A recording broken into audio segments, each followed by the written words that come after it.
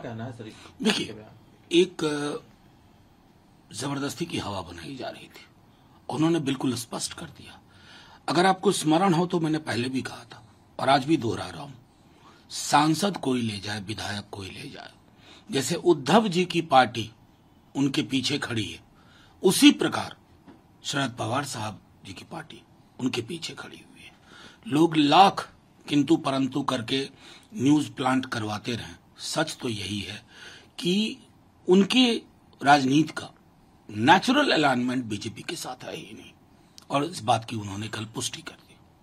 Sir, उनके बयान के साथ मैं संजय राउत का बयान जोड़ना चाहूंगा, जिन्होंने जिस तरह से आपने तस्दीक की, उन्होंने भी तस्दीक करते हुए कहा है कि आज इलेक्शन कमीशन हो या दूसरी सेंट्रल एजेंसीज है, वो सेंट्रल गवर्नमेंट के इशारे पर काम कर रही हैं, और उन्होंने यहां तक कहा है कि ईडी तय कर रही है कि किसको कब कौन सी पार्टी ज्वाइन करना और किसको कौन सा मिनिस्ट्रियल बर्थ मिलेगा। नहीं, मैं तो सीधे बता रहा हूं, ईडी दो व्यक्ति जो सरकार के सबसे महत्वपूर्ण है, उनके इशारे पे काम नहीं कर रही है। इशारा देने की भी जरूरत नहीं है, एक पूरी फहरिस्त दे दी गई है पहले से। इसलिए मैंने बार बार कहा कि इसलिए जब प्रधानमंत्री आजकल भ्रष्टाचार बोलते हैं, तो मेरी नजर होती है कि कौन बीजेपी के दरवाजे पे बुला लिया गया, किसके साथ उनकी अगली तस्वीर आने वाली है। फूलमाला पहनते, पहनाते, गुलदस्ता देते, लेते। ये तो भ्रष्टाचार की लड़ाई में प्रधानमंत्री जी ने अपने को पूरी तरह एक्सपोज कर लिया है। सर, नॉर्थ ईस्ट ने जो एक आरोप लगाया है, चूंकि राहुल गांधी ने कहा था कि आप अगर वहां पर सेना भेजते मणिपुर में तो 2 दिन में स्थिति कंट्रोल में आ जाती। बीजेपी कहती है, राजेश पायलट को लेकर के उन्होंने आरोप लगाया कि 1966 में मिजोरम में अपने ही लोगों पर एयरफोर्स से बॉम्बिंग कराई गई थी। हालांकि इस बयान के बाद अशोक गहलोत और सचिन पायलट, जो कि एक दूसरे के खिलाफ नजर आते, दोनों एक साथ नहीं, मैं बताऊं कि न्यूज एजेंसीज को भी थोड़ी सावधानी बरतनी चाहिए। जब मिजोरम में बमबारी हुई थी ना, पहली बात तो क्या परिस्थितियां थी, आप अपने वायुसेना का अपमान कर रहे हैं, भूलिए मत, यह है सेना का सम्मान। दूसरी चीज, तभी सचिन जी के पिता महत्वपूर्ण राजनेता, कद्दावर राजनेता, कमीशन भी नहीं हुए थे। झूठ की इंतहा कर रहे हैं। ये झूठ क्या करेगा? ये जहर बोएगा। आप जहर की खेती कर रहे हो, पूरे देश में जहर बो के रख दिया। इतना जहर हो गया ना, संभाल नहीं पाओगे। हम रहे ना रहे, आपसे नहीं संभलेगा ये जहर। ये सब कुछ छत विछत कर जाएगा। अभी भी हाथ जोड़ के विनती करता हूं, चुनाव लड़िए, लोगों को मत लड़ाइए, इतिहास के पात्रों को एक दूसरे से मत लड़ाइए। Enough is enough. Sir, India block, उससे पहले 2 पार्टियों के बीच जिस तरह से कल बयानबाजी हुई, कांग्रेस की तरफ से बयानबाजी हुई कि दिल्ली में 7 सीटों पर लड़ेंगे। आम आदमी पार्टी ने एक तरफ तो कहा कि कांग्रेस लड़े तो लड़े, साथ ही उन्होंने छत्तीसगढ़ में अटैक किया कि छत्तीसगढ़ में लोग बदलाव चाहते हैं, आम आदमी पार्टी को चाहते हैं। ये क्या इस तरह के बयान जरूरी है? नहीं, मेरा तो सीधे तौर पे मानना है कि मीडिया की मुख्य धारा का एक वर्ग प्रधानमंत्री जी की विफलताओं पे सवाल पूछने के बजाय ये बैठ के सुबह से जुगत में रहता है कि कहां पे भिड़वा दें 2 लोगों के ईगो को। मैंने बयान सुना था, कहा गया कि कांग्रेस ने कहा कि 7 सीट तैयारी रहे। जब हम गठबंधन में भी जाते हैं ना, अब जैसे बिहार में हमारा जदयू कांग्रेस लेफ्ट का गठबंधन होगा, तो क्या हम तैयारी 40 पर नहीं रखेंगे?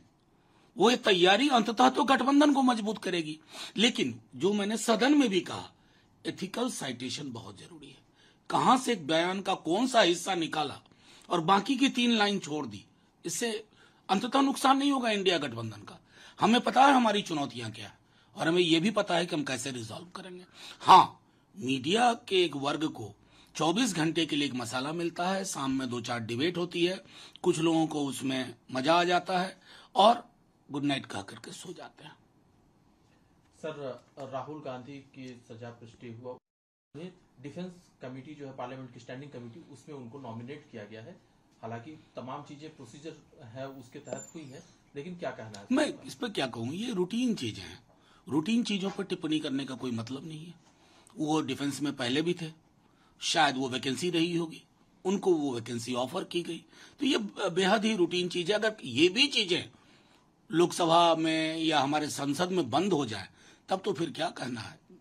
200 नई संसद बना लो, लेकिन संसदीय चरित्र नहीं है अंदर। सर, राहुल गांधी आज लद्दाख के दौरे पर जा रहे हैं और जाते जाते उन्होंने जो बयान दिया है नेहरू मेमोरियल, जिसका नाम अब प्रधानमंत्री संग्रहालय हो गया है, उन्होंने कहा है कि नेहरू जी की पहचान उनका काम है। उन्होंने जो किया, उन्होंने अपने काम, उनका काम था तो उन्होंने क्या अपने नाम के लिए उन्होंने ये काम नहीं किया। बिल्कुल, मैं तो बार बार कहता हूं कि जिनको नेहरू को समझना हो ना, नेहरू को पढ़े और नेहरू पे लिखे को पढ़े। वो आवाज था उस प्रधानमंत्री का, जहां पार्टीशन के बाद जो हताश लोग आते थे ना, वो मिलते थे। बाकी प्रधानमंत्रियों का वो आवाज नहीं था। लेकिन हमारे प्रधानमंत्री जी के साथ है कि वो नेहरू के जैसे कपड़े पहनने की कोशिश करते हैं, लेकिन नेहरू वाला एक विशाल हृदय नहीं हो पाता है, तो वो एहसास कमतरी के भी शिकार है। सर, असम में राष्ट्रपति जी ने डिलिमिटेशन के भी बीजेपी और कांग्रेस सामने सामने है। एआईयूडीएफ भी कांग्रेस के साथ खड़ा है।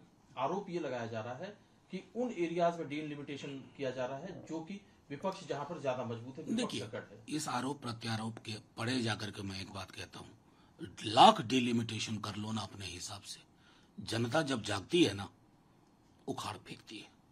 कोई हो, बड़े बड़े लोगों को हमने जमीन में मिटते देखा, समकालीन लोग तो उतने बड़े भी नहीं है।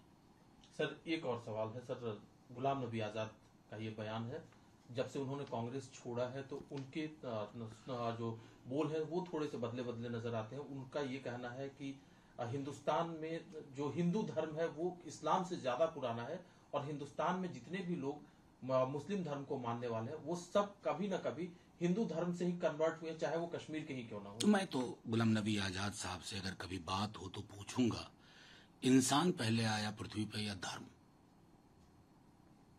पहले इंसान या पहले धर्म? पहले इंसान या पहले सरहद? पहले इंसान या पहले देश या सभ्यता? इसी सवाल में उनकी बात का जवाब है।